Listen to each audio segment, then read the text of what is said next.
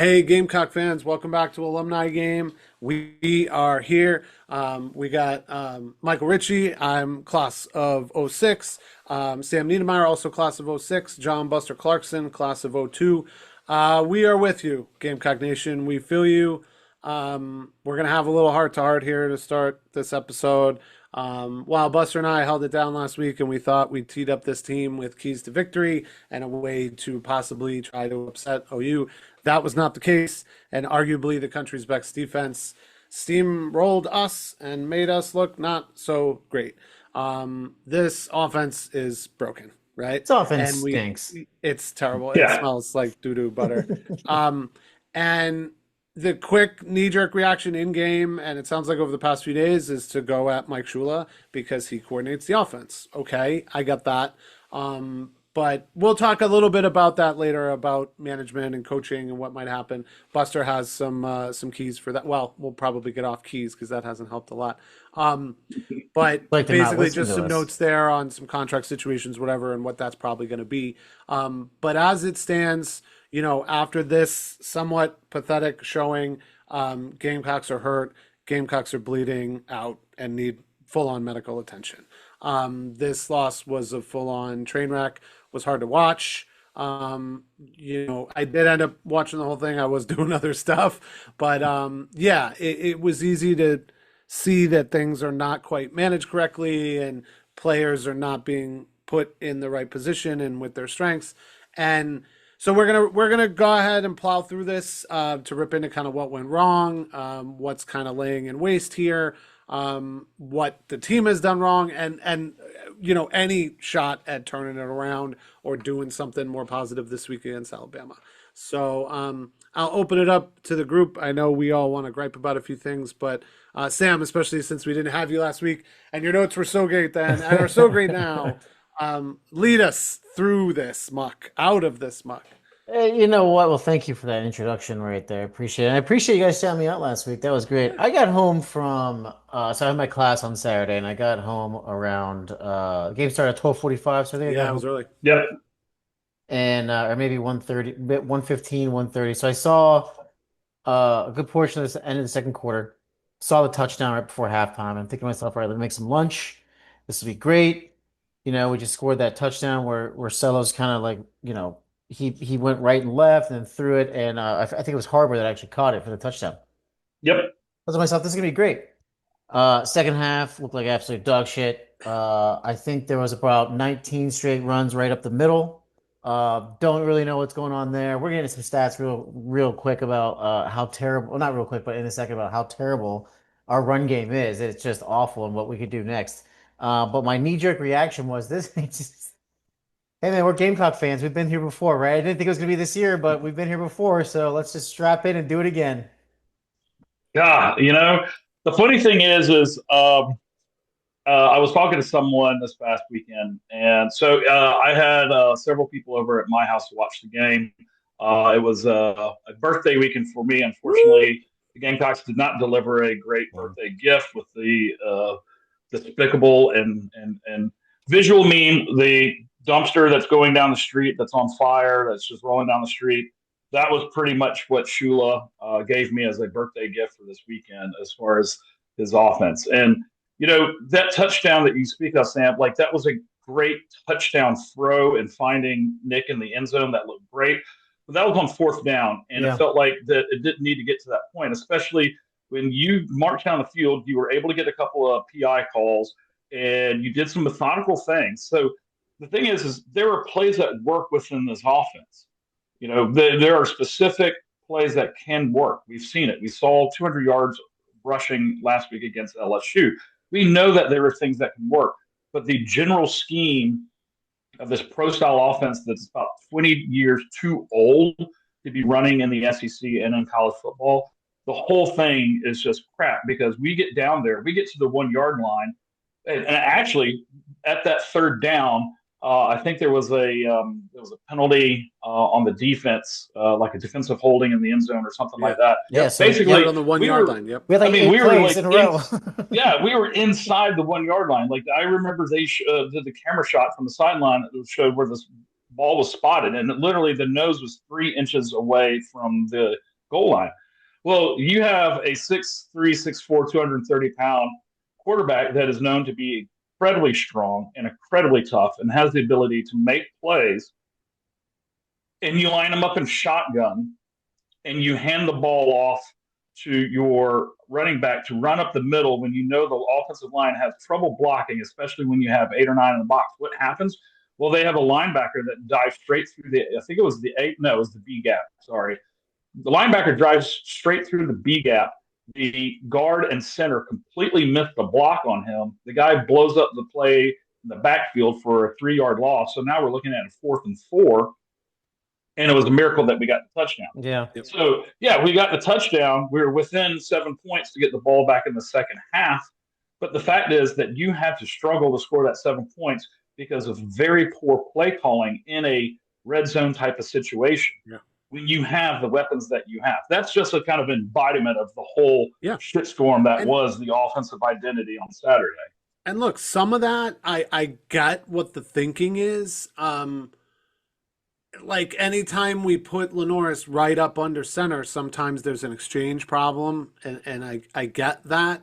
But that's on the other end of the field, right? We've had those problems when we're on the one starting to drive, and you need to put him up under center so he's not back in the end zone. Here, I don't understand. LaNorris is strong and could do that.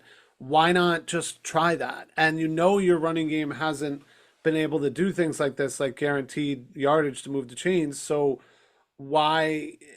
I mean, look, any type of football, I hate the lining up in the shotgun when you have a yard or less. It doesn't make sense to me to move the ball backwards to then move it forwards. That's just like a baseline thing. But I do start to get where some of the thinking has come from with like the center quarterback exchange and all of that. But just be a little more creative in that. Create some space. Go out to the boundary or to the flat or something, or like extend things along the goal line so it's not just within 1 yard of the goal line, within 5 yards in any direction. Like that this OU D line is going to feast on that, and they did. And the only reason you got the touchdown was because you ultimately threw it right to arguably your best and biggest wide receiver. And it turns out that was luck, basically. I mean, I won't. Sorry, go ahead, Sam. I was just gonna say, like, you said something before the show about like Oklahoma. So to be fair, Oklahoma's defense is really good. You said something about they might be the best in the country. Let's say that. I said that in the pre. I'm saying it now. OU's possibly the best D in the country. That could lead them to the playoff. That could lead them to an SEC championship. When your D line and your defense is this good, you can tee up with anybody. They got a lot to do on the other side of the ball I mean, because they could have done even, and maybe should have done even better against us offensively. Putting up 26 is not beating the world. But when you're playing us at this point, you score 10 against South Carolina, you'll be fine. Yeah. Well, the little side note: the fact that Oklahoma only scored 26 against us, and we did not have Dylan Stewart. We had Dylan Stewart for a little bit in that first half. Yeah, that was a loss. Not injured. Yeah. The fact that they only scored 26 on us to me translates that the defense did their best to try to get us in position. Yeah, and insane. I talk about this a lot because a lot of people were complaining like, oh, the defense gave up this, gave up that. I'm like, well, when you're on the field the entire time and you've put yourself through the ringer, like, yes, I identified a couple of bad mistakes on defense. One of them was one of their rushing touchdowns. JT Gear, number 12, defensive end. I will call him out on this because it was a piss poor attempt at a tackle as the running back went past him. And there's video on the internet if you just look it up. It's a pretty pitiful attempt. And if I was the coach and I saw that, I would have benched him for the rest of the game. Either here or there, overall, the defense did well enough to try to keep us in the game. But at some point, they're going to get tired. They're going to get frustrated. Dylan Stewart was incredibly frustrated, not only getting injured, but there were several times you could see him just completely upset that, again, the holding calls that were not getting called on. There was 2 or 3 that I saw just off the top of my head that the guy was like basically, the clothesline hook as he's coming around the edge and it's not getting called. So, yes, you can only do so much as a defense, but the defense really gets vulnerable when the offense can't do anything. When you go 3 for very vulnerable. When you go 3 for 15 on third down, the defense is going to give up some yards because like you're not you're not extending drives, right? So right when a Yeah. drive starts, and let's say you run 3 plays right up the middle for 6 yards, which must have happened at almost every single drive, like they're gonna punt it right back. That's 2 minutes that or maybe 2 minutes they're gonna breather. Oklahoma's defense, and to Mike, you're right. Like they're like they're number one defense in the SEC for a reason.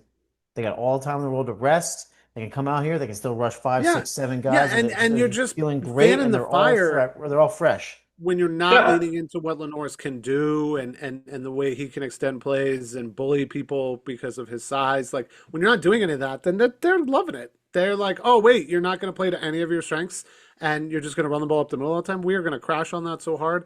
And okay, wait, you're not just rushing it up the middle for a while to set up play action and go deep. Well, now we're really going to tee off because we know what you're doing.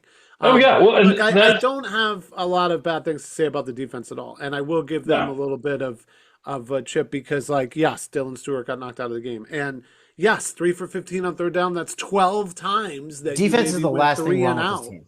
Yeah, Yeah. Defense, take and this even defense for Desmond another team, it would Umazulu. make that other team better, probably. Shout out to Desmond Umazulu, number 9. He came in for the injured Dylan Stewart and played admirably. He's been in the program for a couple years. He did need to kind of have a couple of developmental years, but he did. He stepped up and played very well. So shout out to him. But yeah, that 3 for 15 that doesn't even tell the whole story. Before that first third down conversion, we were 0 for 11 on third down with a average yards to go. Was it not? It was like 9.9. Oh, So God, these are you terrible. look at that, and this is where the story begins on how bad this That offense is is, and that terrible. Shula's play calling and scheme and style is not working and does not need to be at South Carolina anymore. So this is how it starts. To get in that position where you're at a third and long, that means you're failing on first and second down. You're not using your quarterback strengths. You're not using a talented and versatile wide receiver room. You're not using Matthew Fuller, who has shown that he's got top end Mm-hmm. speed as a one cut explosive guy through a hole. You're not playing a horizontal game against a defense that prides itself on being aggressive. When you have a team, a defense that's 8 or 9 guys in the box that's willing to blitz, that plays very aggressive, the way to get around that are quick hits, either to the outside on a Yeah, horizontal, quick screens. slants, Yeah. screens. If you're identifying man coverage, then you call a play that's a man beater. You use the abilities of the wide receivers to take a 1 to 2 step cut and break inside of that defender that's all on them, because most of the time they're going to probably play outside shoulder technique. So you Yeah. break to the inside, quick hit across the middle, boom. And again, we're not asking for those to be chunk plays of 10 to 12 to No, 15 but yards. first downs. Yeah. Give me on a first down, give me a 5 to 7 yard gain. Second down becomes manageable. Then as you do that, that spreads the defense out. They take a step back to be able to cover those things. Then all of a sudden you're opening up holes for the run game. And so then you get to the third and long. And what is the biggest issue I have with Mike Shula and his offense right now? We get in the third and long. Oklahoma knows it's a third and long, so it's a passing situation. Yeah. So they're going to bring a blitz. We don't do anything to negate that blitz, and then Yeah. two, Come we on decide in. to Just come call a on in. play that requires LaNorris to do a 5 to 7 step drop, West Coast offense rhythm passing type style, and then the routes that are being run are deep routes, which you have to run deep routes to gain that 10 to 15 yards back on a third down. So by the time he gets back to his 5th or 7th step, ready to throw the ball, there's two already guys a in his defender face. coming on the blitz there, and his receivers got their back to him because they're still trying to run their Yeah, deep they're trying route. to get there. That's the problem. That's where all of this comes from. Is Shula's offense is not getting the guys in the right position on first and second down, putting them in a disadvantaged position, and the play calls on a 20-year-old offense are not what's going to work in today's Yeah. SEC and today's college football. Simple as So that. there's a few numbers we should get to, and then I kind of wanted to ask a big question there. But yes, we alluded to a lot of this already. Total offense, Gamecocks had 225 yards, lowest on the year. Third down conversions, 3 for 15, not good. This rushing it's so anemic, averaging under 3 yards a carry, 130th in the nation. That's out of 130 teams. So Yep. it's not going to get any worse than that. Well, let's hope.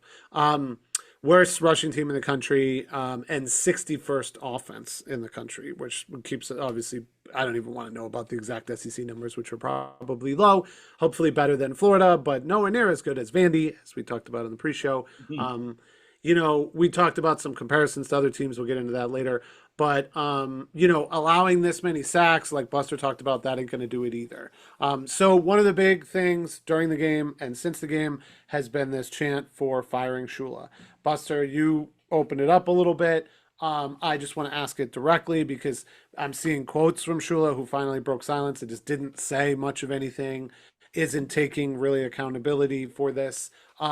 Would they fire him? Would they be amenable to the fans here and do what everybody's asking for? Yeah, great question. And the answer is yes and no. No being Shane has been known, Coach Beamer has been known to not fire a coordinator midseason. I think that is something that's, whatever it is, it's a philosophical, How he idea coaches. standpoint. He's not going to do that. Yeah. That's what he does, and I'm okay with that. Like, you stand on that, that's great. So I think that anything that's going to happen is going to happen at the end of the season, whether or not things change for the next 5 games. I think, let's see, Shula's buyout's 2.4, which is manageable. I think we can raise that. Nothing like the Belichick buyout, Jesus. Yeah, exactly. This is not a Jimbo Fisher Belichick or anything like that. Like, this is manageable for us. Heck, it's not even as bad as Muschamp. So is that Jimbo's legacy? Is the buyout? I think so. But her legacy being a buyout. I really think he's going to be gone at the end of the season. And I explained this to a friend. I had a phone call with them Monday night, and we spent a lot of time on what does this mean, the legacy for Beamer. And we, as a collective, as Gamecock fans, outside of a few loud minority groups that are wanting to fire Beamer, most everybody still believes in Beamer, that he's still the right man for this job. He's already stated that he's not interested in Virginia Tech. South Carolina's his dream job. He reiterated that this past week. I believe in Shane Beamer, but for Shane Beamer to maintain that loyalty, he's going to have to show the fan base that he is willing to make the tough, hard choices, as in firing probably multiple people on the offensive side of the ball, to be able to take us to the next level that he has envisioned for us. Yeah. He's going to have to make that hard decision. If he doesn't make that hard decision at the end of the season, then he has a chance to lose the fan base. And once you lose the fan base, it doesn't matter about recruiting and whatever else you do. The moment you lose the fan base, then we're not going to trust any decision you make in the future. And as soon as something goes awry, then we're not going to pack Williams-Brice. When we not pack Williams-Brice, then the recruits will see that there's a kind of displeasure. And some of that is already happening. Maybe. Yeah. And so when those things hearing a little about recruits, the fourth quarter, the upper deck was empty. Yeah. And Jamel House, 4-star tight end out of Newberry, decommitted this past week. When those things happen, it's a domino effect that you never fully recover from. And Shane also has said many times that because this is his dream job, this is the place he wants to succeed, then you're telling me, are you willing to make those tough decisions, or are you willing to throw away the chance to coach a generational defensive end and a generational quarterback at your dream job because you're too stubborn to make the hard decision at the end of the season? And I don't think that's I don't think that's the case. So I think Shula's going to be gone. I wouldn't be surprised if there's a couple other coordinators that go, or whatever new coordinator they hired their team. They hired their own. So Buster, what I'm hearing from you is we should not expect this to happen, right? Fans that are calling for this, that's a bit of dead air. They already made maybe something else could happen. Maybe play calling duties or something like that. The best thing that can happen is what happened with us 3 years ago when we did finish strong with Spencer Rattler in Spencer Rattler's first year. We struggled throughout the start of the season with Marcus Satterfield. And after that debacle against Missouri and Florida, no one said anything. And we didn't know exactly what happened behind the scenes. But after losing to Missouri and Florida the way we did, we come out and score 63 on Tennessee. It looked like a completely different offense, despite having the same people as coaches and the same players in their positions. So what changed was potentially a change in a play caller on how you approach things, maybe a whole different philosophy on offense on how to get the ball to the player's hands. or the playmakers' hands. So I expect that should be happening this weekend, at All right. least some form of it. We saw a little bit this last week because how many false starts do we have in this past week versus They Oklahoma? fixed it. Yeah. They fixed that, and that would look like a direct result of firing Lonnie Teasley and getting Sean Elliott to coach the O line. We had, I think it was only 3 false starts, and one of them was on special teams. So, to that end, I mean, they have been fixing things as they crop up. So maybe there is some improvement this week. But look, I think for now, Buster, you were saying a lot of this last week. We're gonna take this one. We're gonna put it away. Oklahoma's done. We know what's wrong. We know we got to do better. It can't get much worse on a couple other things. I think we're gonna go ahead and close the book on Oklahoma, and we're gonna close the book on firing Shula for now. And that's kind of where we're at as fans and where we're at as a program. Yeah, Mike, Alabama at home this week, and this should be a chance for us to shine. Instead, I think with this offense, it's going to show us how far we've fallen, unfortunately. Let's get into some of the numbers here. So, game's on Saturday at 3:30 at Williams-Brice. It's on ABC. Real fun fact here, guys, at least from a fun fact for me. I think if I'm an executive on TV, I don't go anywhere near South Carolina right now, given that offense. They just don't look like they're fun to watch. Yeah, like scheduling error, right? Yeah, like what are you doing there? But hey, we're watching on ABC on Saturday at 3:30, or if you're in Columbia, go ahead and head to the game. Bama, 12.5 point favorite, minus 500 on the money line. I mean, Vegas loves Alabama. I can understand why. Over under 47.5. The model gives Alabama an 80% chance of winning. These two teams are just heading in opposite directions. Bama's won is 4-0 in the SEC.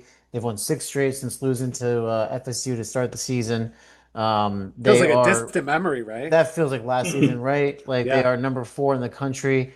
Let's go with some real fun things, and we'll get into what Buster said a minute ago about how you can kind of attack and see what happens for the rest of the year. But right now, South Carolina's running game. Mike, you mentioned this earlier. 2.9 yards per rush, 130th in the nation. Obviously, last in the SEC. Rushing yards per game is 107. Excuse me, 106.5. So yeah, about 107. So Last in the SEC, obviously, and it is in the country. It is 115th. Here is the funny thing, though. Our rush play percentage, the amount of times that we actually run the ball, is 48. It's 54.4% of the time. It's 48th in the country. So that tells us that we're still running the ball at a high clip compared to the rest of the teams.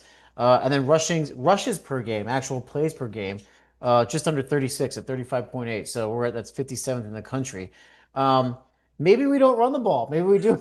Don't do that. Says. Maybe we say, hey, maybe we could probably run some screens. Maybe we can run some slants. We can run some quick outs on first and second down. I think that's the play. Final fun stat here between Alabama and South Carolina. Alabama is averaging more passing yards per game than the entire South Carolina offense is averaging per game. There is a little bit of fun. Like, I don't want to be at all doom and gloom here. One area that could be exploitable. Alabama is second to last. They are 15th in the SEC in giving up yards per attempt per rush at 4.75. So maybe we'll go up to 3 yards per carry this weekend. What do you guys think? Run a little less, but more effectively. Throw a little more. Got to keep up. Don't let it get to throwing every down early because you're down so much. I mean, look, I'm just hoping we get into the red zone, and have those plays. Man. And then I'm just hoping to see, more varied play calling, something that shows a little more intelligence, or just not just aiming the gun at your foot and just firing over and over and over. Like I would think after you shoot yourself once in the foot, the second one's probably not as bad, and the third one's probably not as bad. I mean, just shooting through the same hole, right? So it's not the worst thing. But thinking that things would magically fix themselves here isn't really going to happen. It's not going to happen against one of the hottest teams in the SEC that perennially will rip you a new one, given just because they can, let alone they smell blood. I guess the one thing you are looking for here is maybe they're overlooking us a little bit, that we aren't that competitive in some areas. And that's good to know. There are some things exploitable. There are some things that Alabama does not do well, considering that they seem to be ranked high in every single other category. Their passing defense is really good, though. Second in the SEC behind Oklahoma. So we'll see I do like the idea of going aggressive though. This running game hasn't worked all year. Hey, fuck it. Let's just go out there and throw the ball. Yeah. Throw the Just ball on throw first it. down. The old ball coach said, man, just throw it 60 times a game. Who gives a shit? I mean, right now, to me, I think the big issue is, we've relied on our defense, and they have been doing well for us, especially with how inept our offense is, and the fact that the one positive thing we can come out is saying that Dylan Stewart still looks like the man. He's still getting held on every play, and it's not getting called, and it is frustrating. And the secondary, the Kilgore brothers look great. Brandon CCA looks great. DQ has played well. Our boy David Busey, the headhunter, has played well. Like, Johnson's there are looked pretty things well. on that side of the ball that look good, but they're in for a tough test because Ty Simpson has looked very good. I was high on him in the preseason. I heard a lot of good things about him. That first game, people were worried about it because he didn't look that great, but since then he's just been outstanding. And Mike's right. That feels Kalen, like a long time ago. yeah, Yeah. exactly. So, to me, Kalen DeBoer has got this team humming. And, if we're going to, as Sam said earlier about some kind of shine, if we're going to polish this turd of offense, the two biggest things that you need to do is, get Mike Shula away from the headset. Tell him to go sit down in the back and play a game of solitaire. Have a cookie or something. Yeah. No, the reality is you're going to have to figure out something. And Shane did make his remarks in the press conference, was it yesterday, that I did appreciate this. He has addressed what the issue is. Outside of directly saying he's planning to fire a coach or anything like that, he did say that he's disappointed. He understands that Gamecock fans are disappointed. He is he's upset to the point he knows he's got to fix it. He's like, I will fix this. Shane or Shula? Shane. Shane Shula didn't didn't say jack Shula crap. didn't say anything like that. Yeah. So for me, I know that that's talk and not necessarily the walk, but I also believe that Shane is realizing the situation that we're in, and he knows that in a sense his future is it's starting to be dictated by what happens to the offense this week. I think obviously Gamecock fans, you have to understand we're not going to have a 180-degree difference. We're not going to be able to be world beaters and all of a sudden look like that top-ranked team that we thought we were going to be. We're not going to look like what Shane says we are in practice. What we can do is to start to show a bit of improvement. Start to realize that, hey, let's play to the strengths of the offense, which is LaNorris, and that we do have weapons. Play against the weaknesses of the offense, which is the O-line, which that means, kind of like what we have been talking about, is spread the offense out, go horizontal, have the quick hitters, play a game that uses LaNorris's abilities to get the defense on their heels and off balance so that when you do go with that rushing attack against that bottom level rushing defense of Alabama, and I said bottom level, not as good as they've usually been. Right. Then you can maybe make some noise on the running game. And you could get something started, yeah, and again, I would love to see something that we saw when we played Tennessee and beat them when scored 63 points at Williams-Brice. That was great. That was so much fun. I don't know if we're going to see that, but if we can start to see something that tracks to that, because what that game did and what we saw in that game was after all the crap that we went through that season, we started playing to Spencer's strength. We started saying, hey, buddy, you got the strong arm. You're deadly accurate downfield. But to be able to do that, let's get some stuff on the outside. Let's start moving this defense around and control what they do. We can do that. I'm not saying that we're going to have a chance or anything like that. We'll obviously talk about our predictions later. But you're starting to put yourself in a position where, some magic happens. You never know what can happen on the outside. Yeah, I like that. And I think just a point of order, because I wasn't sure on this, but I guess Shane came out and said basically everyone who was injured is pretty much okay in practicing, except for Casey Henry, right tackle. Yeah, Kason Henry is most likely out for the year. He's perennially been injured. Tough break for the kid. You got to feel Stewart. They feel okay about Stewart. Yeah, I think Stewart's was more or less a hip stinger. And that's one of those where it hurts like the Dickens, and like while you feel the pain, you feel like you can't put any weight on your leg, on that hip. It's a very, very, very deep Charlie horse. Yeah. But Yeah. a week of treatment, you're fine because there's no Well, that's good. I internal think like we're gonna need long-term him. damage. I So can't wait to see him back out there. I yeah, think that'll be good for them from a rah-rah standpoint to have the guy out there who's leading the charge be back out there. I think will yeah. be a big thing. Even if it's just to take licks from the Tide.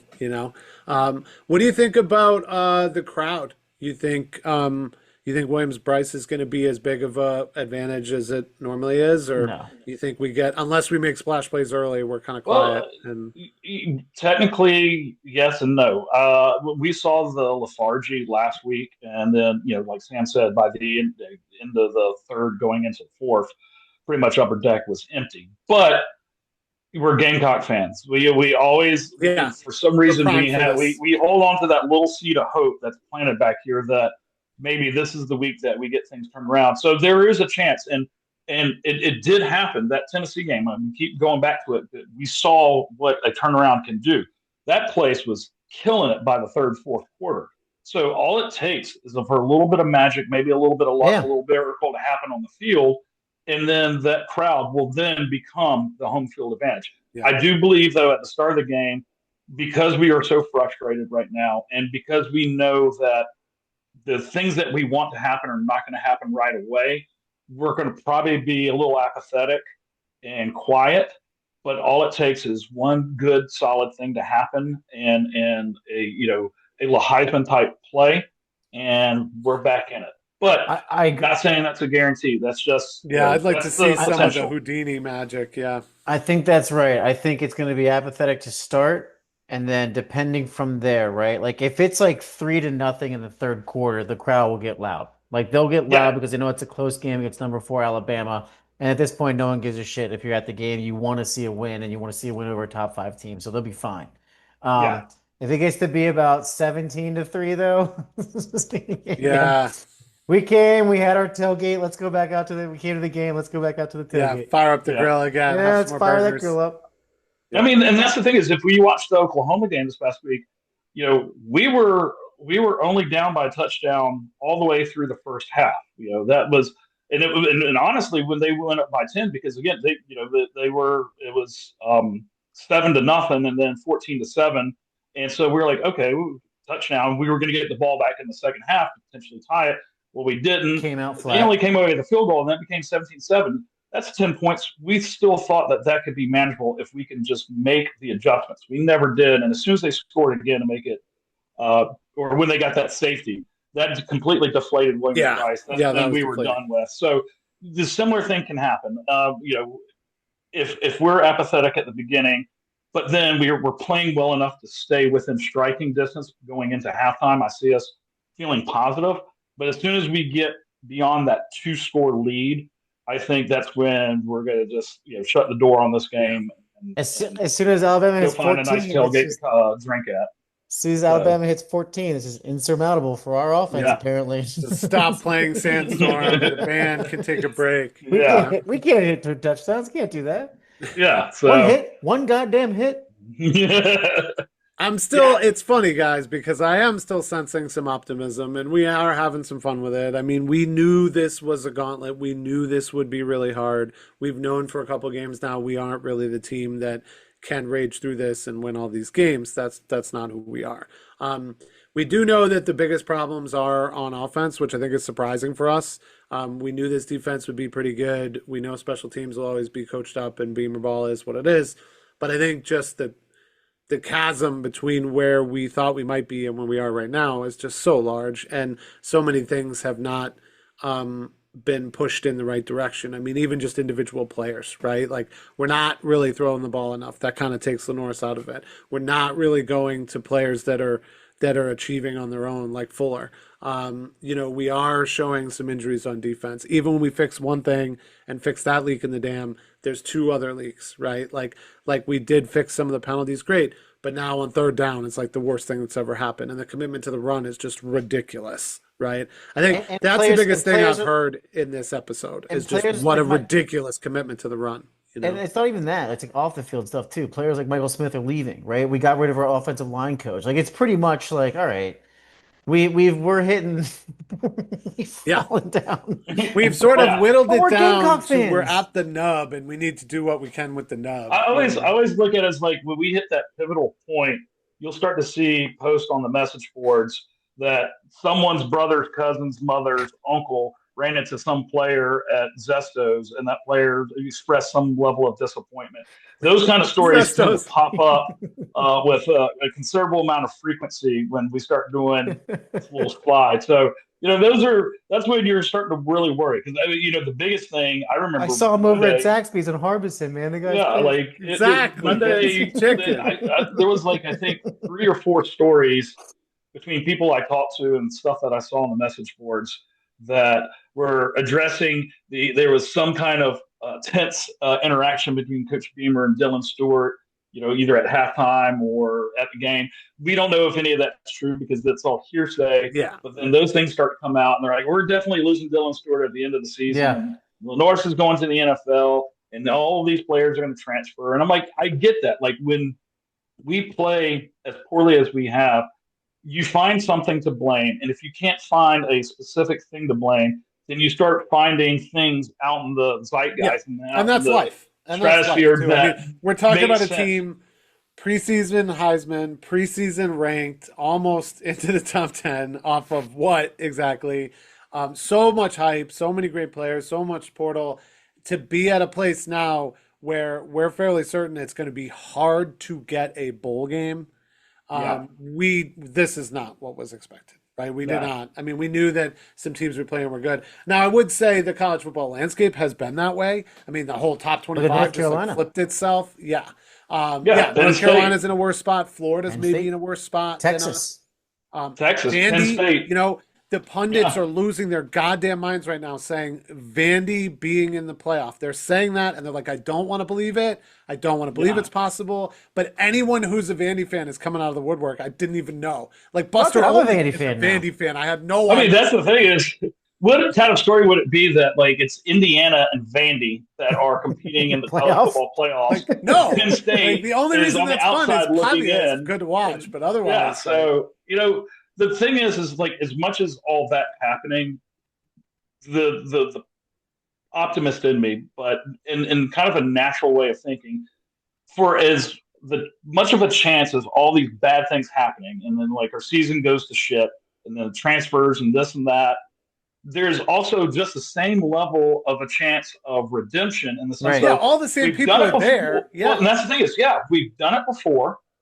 We know we have the talent there. Like this is a lot of the same talent that we saw last year, plus a lot of great talent that came in this past year. There is an ability to be better than we are. We just have to make the right step to get to that point. And that's where I guess if anything comes out of it, I hang dig your what hat. you're saying, Buster.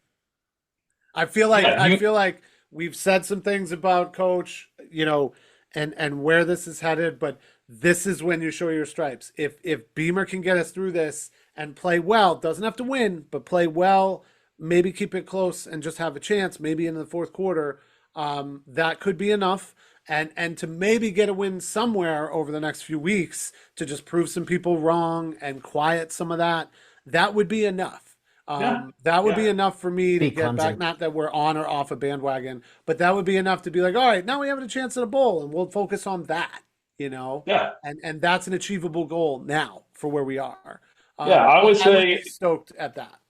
My dad used to always say, and I say the same thing. You always hang your hat on the potential that you have, and like I really believe that with this team.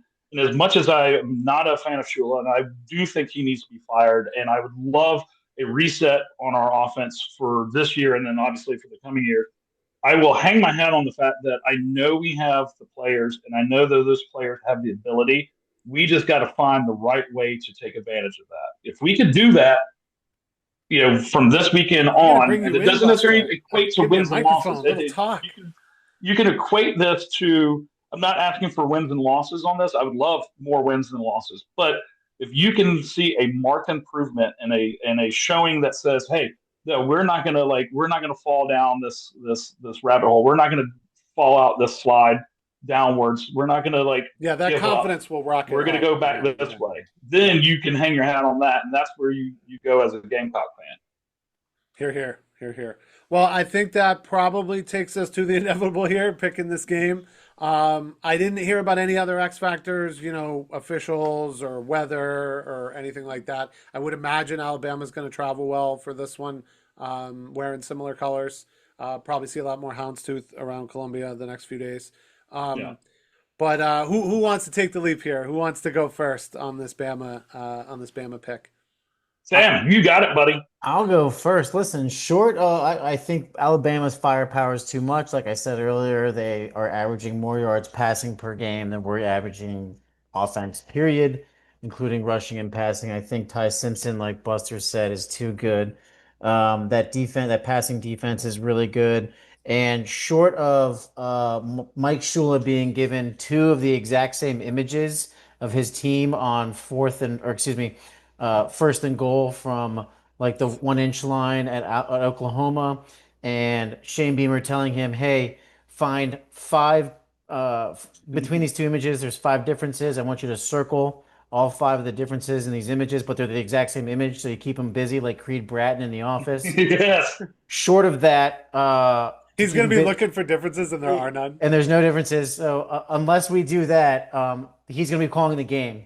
And unfortunately, that doesn't bode well for us. We score a late touchdown. I said 27-6 beforehand, but my prediction is this: 27-9 Alabama. We score a late touchdown, go for 2, and don't get it. So 27-9 Alabama. Look, Ty Simpson's just too good.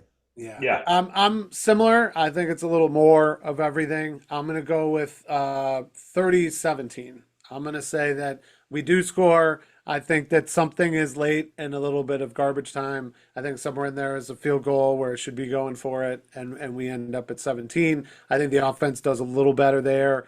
I'm going with 30. That might end up being a little high, but I think, Alabama wants to pour it on, and I think they're going to really try to do that in the first half to run it up in the first half. I'd like to think our defense is a little better than that, but Alabama seems to do it on all angles. I think it's a decent showing. I don't think it's a travesty. I think we lose to Alabama, which is expected and probably likely. But I do think we show a marked improvement on offense. And I think we get some more of the players involved that want to be involved. And even with a 30-17, I would be feeling better about that than I felt about this past weekend, because of the strength of Alabama. I mean, Oklahoma may have the best defense, but Alabama could be. I mean, other than they keep talking about Texas Tech being the most well-rounded team, I think Alabama strikes me as on a GD heater right now, and across the board, a team that you don't want to face any 1 week. You meant Texas A&M, right? Not Texas Tech? No. Well, yeah. I mean, they were kind of. I mean, at least on College Game Day, they were really stressing how Texas Tech feels very complete in terms of what play they in a junior conference. I'm not. Yeah, I hear that. Nah. And there's a couple more undefeateds that are rising up now into the top 10 that maybe shouldn't be there, like Georgia Tech and whatever. But especially after a lot of these SEC teams kind of fell out and things switched up this past week. I mean, last week feels like the week for college football this year. I mean, if you weren't going to watch any other week, you just saw multiple ranked SEC teams playing each other and changing of the guards here and there and everywhere. Doesn't really matter to us right now. But that, like I said, that change to Vandy being a playoff team feels like it happened this past weekend. Just to round this out, Buster, what do you got for a prediction this week? So I'm actually in the same boat as as much of that positive talk I gave. I do see potential to improve on offense. I do see us scoring more, at least 2 touchdowns, or I'll say this: 2 touchdowns is where I'm putting us at. So I'm going to say bold 14 prediction for us. Yeah, I will say we get 14. We get 14 points out of it. I say our defense plays very well in the first half. We keep it close. They find a way to handle Ty and company. But I think that starts to go away because the offense will sputter. As much as we will improve to get to that 14 points, we're not going to be improved enough to keep it strong throughout the entire game. Offense will sputter. Ty Simpson will take over. I see Bama going 34, and I got us at 14. So that takes the over by that nice half point. It does. Keep it close. But Bama covers. We come out with another L. Yeah. So you're saying sounds like you're a saying- fairly entertaining game for ABC, which I'm sure they'll like. Yeah. That's what. So Buster's got over and Bama covers. I've got under and Bama covers, and Mike has under and Bama covers. Yeah. Okay. That's And what I we guess got. my Basically, we're bold- only on the under over here, and that's a little on our defense. And then I guess like the whole bold prediction is the fact that we will score 2 touchdowns. What So world do we live in that that's a bold prediction? By the way, I know, doesn't I it know. piss you off that Gunnar Stockton's just Yeah, I like- don't know. We start throwing talking about the lights out in world. That's a Georgia, whole by the other way. conversation. But I will say this. Look, we opened up this episode talking directly to Gamecock Nation. Look, you're looking at 3 big, bold members of Gamecock Nation, and we're not going to lie to you. We have been here before. This feels like all too much what our program has been about at times. But I think the 3 of us are a little arm in arm here saying, like, if there's someone to carry it through us, is there's someone to improve things, it's someone like Shane Beamer, and he's going to do that. And I've said that at different times on the show. I trust him, maybe only him at this point. But I trust him that things are going to improve this week. And that, Clayton- and like Clayton's done what a good Buster job. was, yeah, and like what Buster was saying, that he feels honored to have this job and be in the position that he's in. And if that's really the case, then he's going to do everything he can to just make everywhere he can make things a little bit better. If that doesn't result in a win, that doesn't mean that he lost. They got to start showing improvement though, or it's going to get worse for the next game and worse for the next game, and then that's when it really snowballs into something that has to change. I will say though, on a positive note, well, it's not necessarily positive, but this is a treat. Trying hard, really trying. All right, how about this? For this for upcoming Halloween, trick or treat. So this will be a treat for all of our listeners for next week. If we somehow pull out this miracle this weekend, and we come out with a dub for every touchdown over the 14 points that I predicted, I will take a shot. Ooh. Yeah, well, basically That'll trick be a or treat for our treat. listeners. Yeah, So we'll do some. if we trust end me. up That winning happens, Buster. 20 We'll do some fun stuff. Yeah, I mean, if we end up winning 28-21 or 28-27, that's the 28's 2 more touchdowns, so that's at least 2 shots. Maybe I'll mix in a couple others Yeah. for the victory. No, we'll go we'll around make it a and treat. light flaming bags of shit on everyone's porch. We'll egg houses. We'll do everything we got to do. Yeah, no, at Halloween and we'll spooky season, You guys because are we such would have imps. officially spooked Alabama, because they will not know what to do with us if I that will happens. reasonably That's take fun, it up to Buster. volume That's having 11. fun with it. I will reasonably take it up to volume 11 next week if we pull off the miracle. I perfect We'll have fun way with it. to end I the share show. that with you. Guys, I appreciate you. I know this is hard. This isn't where we want to be with this team. Gamecock Nation, we appreciate you too for holding strong here and supporting Coach, even when things don't look great. They do have a chance this week. If nothing else, watch the first half. Feel free to tune out after that. But please watch us though. Yeah. And like, subscribe if you like. Tell us what we did wrong. Tell us what else you want to see about the Gamecocks coming up for other episodes. But otherwise, guys, that'll be another, albeit heavy hearts, episode of Alumni. Game! Cox. Game! Cox. Fire Shula. Fire Shula!